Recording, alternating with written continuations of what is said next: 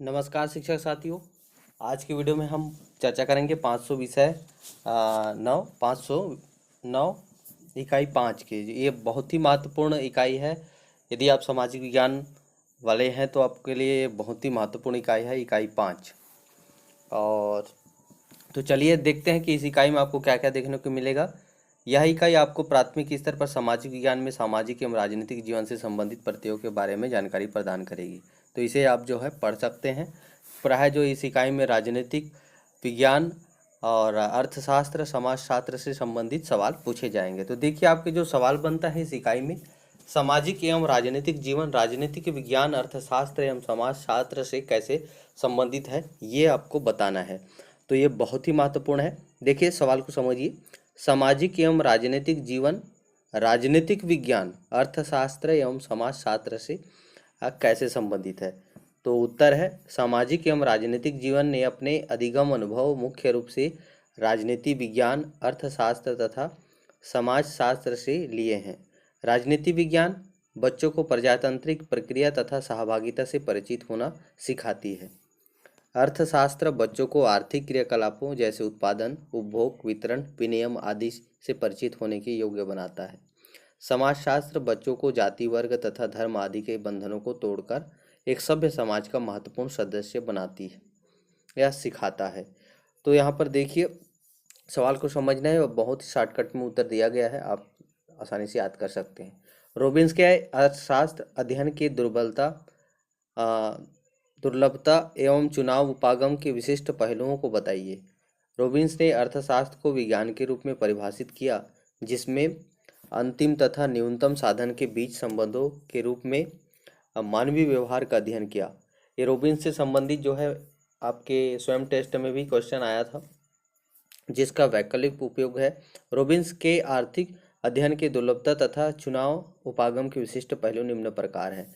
मानवीय इच्छाएं असीमित है, संसाधन इच्छाओं के यहाँ पर देखिए अर्थशास्त्र को विज्ञान के रूप में परिभाषित करने वाले रोबिन्स है। ऐसा क्वेश्चन आया था आपके स्वयं टेस्ट में।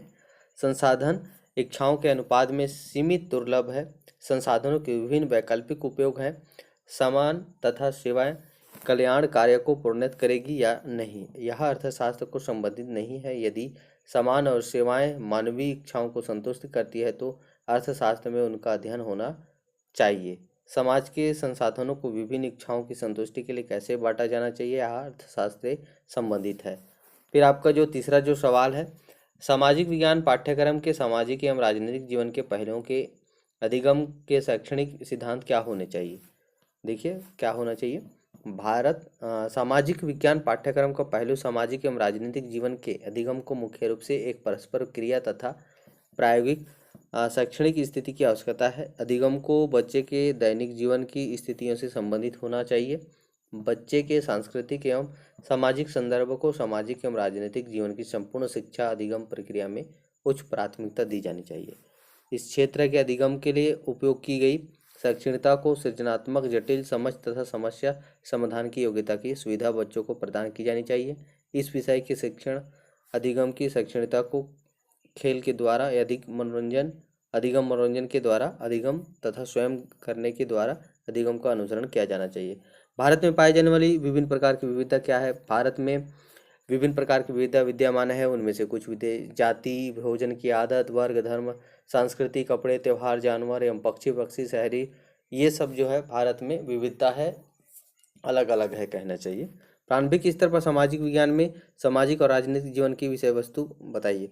तो देखिए प्राथमिक स्तर पर सामाजिक विज्ञान को हमारे विद्यालय पाठ्यक्रम में अध्ययन के रूप में शामिल किया गया है। उच्च प्राथमिक स्तर पर प्राथमिक शाला में अपन पर्यावरण में ही हम पढ़ते हैं और मिडिल स्कूल में जो है सामाजिक विज्ञान के अंतर्गत पढ़ते हैं। उच्च प्राथमिक स्तर पर सामाजिक विज्ञान पाठ्यक्रम को तीन मुख्य अधिगम क्षेत्रों में शामिल किया गया है, जैसे इतिहास भूगोल और सामाजिक एवं राजनीतिक विज्ञान।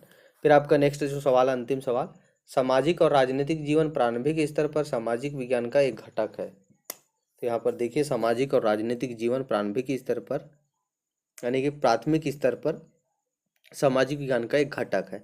प्रारंभिक यानी कि प्राथमिक स्तर पर विशेषकर उच्च प्राथमिक स्तर पर सामाजिक विज्ञान एक औपचारिक विद्यालय विषय जैसे भाषा, गणित आदि के रूप में पढ़ाया जाता है। उच्च प्राथमिक स्तर पर सामाजिक विज्ञान पाठ्यक्रम में 3 मुख्य अधिगम क्षेत्र हैं, जैसे इतिहास, भूगोल एवं सामाजिक अथवा राजनीतिक जीवन को सम्मिलित किया जाता है।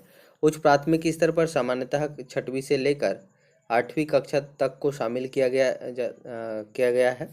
इन सभी अधिगम क्षेत्र जैसे इतिहास, भूगोल, सामाजिक, इतिहास में जो है बीते हुए घटना को बताते हैं, भूगोल में जो है प्राकृतिक जो घटना है, भूकंप आदि, इसमें बहुत सारी चीज़ हैं, इसके बारे में भौगोलिक स्थिति के बारे में बताते हैं, और राजनीतिक में राज्य से जो भी है वो इसके बारे में अपन देखते हैं। तो ये एक घटक के रूप में है।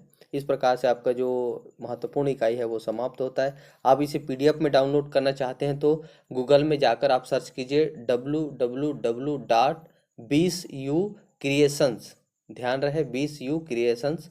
मैं डिस्क्रिप्शन पर लिख दिया हूँ क्या सर्च करना है, और आपको वेबसाइट में जाकर ओपन करना है। बहुत बहुत धन्यवाद, शुक्रिया।